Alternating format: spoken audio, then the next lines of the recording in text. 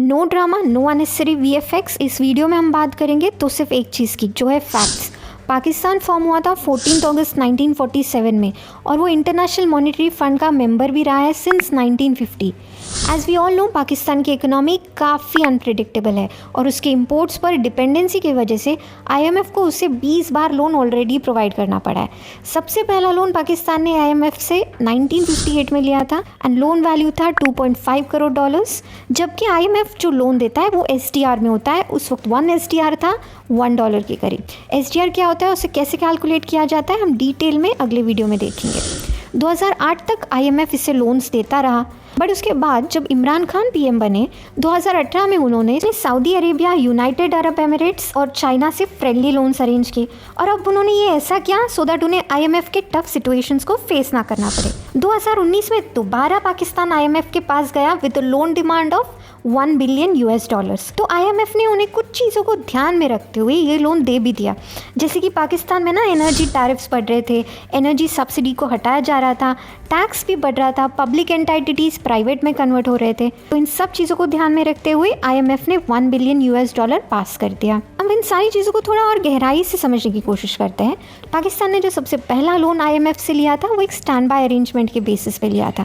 उसके बाद वॉर की वजह से उन्हें और पैसों की ज़रूरत पड़ी, देन बैलेंस ऑफ पेमेंट की वजह से और पैसे मांगना पड़ा IMF से। एंड जब 1971 में बांग्लादेश लिबरेशन वॉर पे पाकिस्तान ने अपना ईस्टर्न हाफ खो दिया, उसे और नुकसान भुगतना पड़ा और पैसों की ज़रूरत आ पड़ी। फिर अपनी बढ़ती ज़रूरतों को पूरा ना कर पाने की वजह से उसे और कर्ज पे कर्ज लेते रहना पड़ा। एक नया दौर आया, डेमोक्रेसी भी पाकिस्तान में आ चुका था, बट इकोनॉमी अभी भी खतरे में था। 1988 में बेनाज़िर भुट्टो आए, तब भी कुछ नहीं बदला। फिर जब 1990 में नवाज शरीफ आए, उन्होंने IMF की जगह सऊदी अरेबिया से फ्रेंडली डोनेशंस लेना सही समझा। और 1997 में तो बेनाज़िर भुट्टो गवर्नमेंट पर करप्शन चार्जेस लगे, जिसने पाकिस्तान को और भी बुरे फाइनेंशियल स्टेट में ला कर रख दिया। इन सब से तो ये तय है ना कि पाकिस्तान में इकोनॉमिक एंड डेब्ट पॉलिसीज़ काफ़ी लाइटली लिया जाता है और इसका मेन रीज़न है पुअर मैनेजमेंट। अब आप ही देखिए, पाकिस्तान का एक्सपोर्ट है $30 मिलियन और इम्पोर्ट है $90 मिलियन। इतना बड़ा गैप। हाल ही में पाकिस्तान में फ्लड आया था, उसमें 1700 से भी ज़्यादा लोग मारे गए, 33 मिलियन लोग इफेक्ट हुए, 3.2 ट्रिलियन डैमेज हुआ एंड 3.3 ट्रिलियन का इकोनॉमिक लॉस हुआ।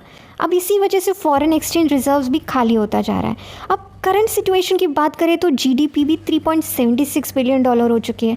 कुल मिलाकर डेब्ट तो $274 बिलियन का आ गया है पाकिस्तान पे।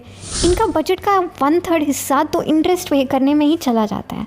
फॉरेक्स रिजर्व्स भी इसी वजह से तेज़ी से घटता जा रहा है, जो कि करंटली 5.8 बिलियन पर है, जिससे एक महीने का इंपोर्ट्स करना भी मुश्किल है, जबकि आने वाले 3 महीने में उन्हें $8 बिलियन चुकाना है। ओवरऑल डेब्ट एंड ऑब्लिगेशन पाकिस्तान का है 62.46 ट्रिलियन पाकिस्तान रुपीज़, जो कि $274 बिलियन होता है, which is nearly 97% of its GDP।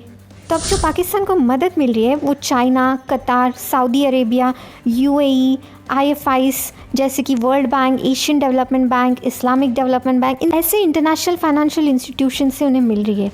But जो चाइनीज़ असिस्टेंस मिल रहा है पाकिस्तान को वो IMF से भी 3 गुना ज़्यादा मिल रहा है, और अगर वर्ल्ड बैंक और एशियन डेवलपमेंट बैंक के फ़ंड को कंबाइन करें उससे भी 3 गुना ज़्यादा उसे मिल रहा है। जब लोन ज़्यादा मिल रहा है तो उसके रेट्स भी ज़्यादा होंगे, तो जो चाइनीज़ इंटरेस्ट रेट्स है वो 1-2% ज़्यादा ही है दूसरे लेंडर्स से, जैसे कि organisation for economic corporation and development, ऐसे लेंडर्स से 1-2% ज़्यादा ही है।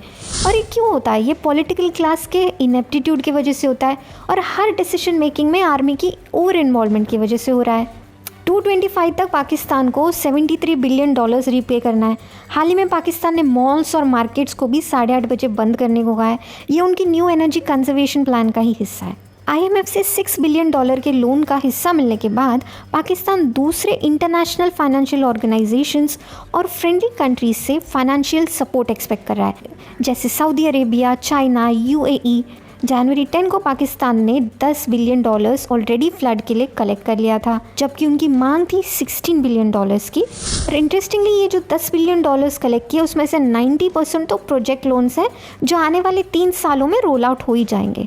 ऑल्दो इसके टर्म्स अब तक रिवील नहीं हुए हैं, जिससे इसके रीपेमेंट पर काफ़ी सवाल उठता है। अब पाकिस्तान को सपोर्ट करने के लिए सऊदी अरेबिया और चाइना दोनों आगे आ रहे हैं, बट आयरॉनिकली ये हेल्प्स जो लोन के फॉर्म में किया जा रहा है ये इवेंचुअली पाकिस्तान के डेब्ट क्राइसिस को बद से बदतर ही करता जाएगा। वेरास रियल मदद जो मिलेगी वो होगी बिना कर्जे की फंडिंग में, जो काफ़ी देश इस वक्त सामने आकर कर रहा है। वेल गाइस, वीडियो पसंद आया हो तो दोबारा ज़रूर आना।